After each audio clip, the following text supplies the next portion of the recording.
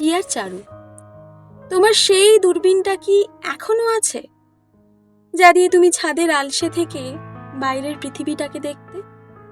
আজ 2026 সালে দাঁড়িয়ে আমি যখন এই চিঠিটা লিখছি, আমাদের সবার হাতেই একটা করে আধুনিক দূরবীন আছে।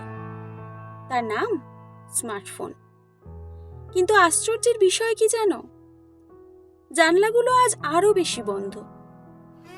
রবীন্দ্রনাথ তোমাকে নষ্ট নীরের খাঁচায় বন্দি করেছিলেন।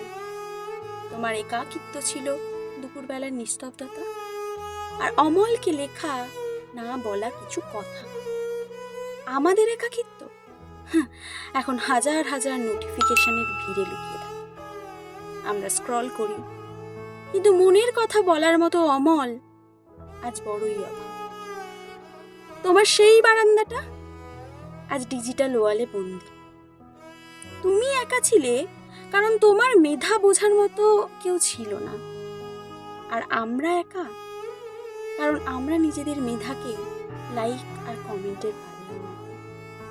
চারু, নীলরঙা বিষণ্ণতা তোমারও ছিল, আমাদেরও আছে, শুধু সময়টা বদলেছে।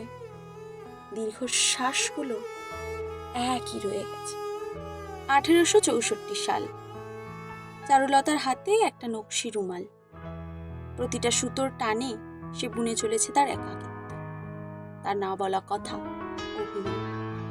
সেদিনের সেই এমব্রয়ডারি আর আজকের কন্টেন্ট ক্রিয়েশন, তফাৎটা কি খুব বেশি? চারু তোর একাকিত্ব থেকে বাঁচতেই তো খাতা কলম তুলে নিয়েছিল। সে চেয়েছিল, হ্যাঁ খুব চেয়েছিল, কেউ একজন তাকে দেখুক, কেউ তাকে ভালো হয়েছে বলুক। আমরাও আজ ঠিক তাই করছি নাকি? আমাদের স্টোরি, রিলস, ব্লগ, এগুলো কি আসলে আমাদের মনের আধুনিক সেই জানলাটা নয়, যা দিয়ে আমরা বাইরের জগতের স্বীকৃতি খুঁজি?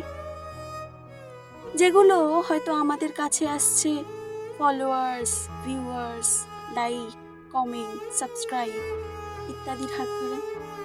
কবিগুরুর মেয়েরা ভীষণ আধুনিক।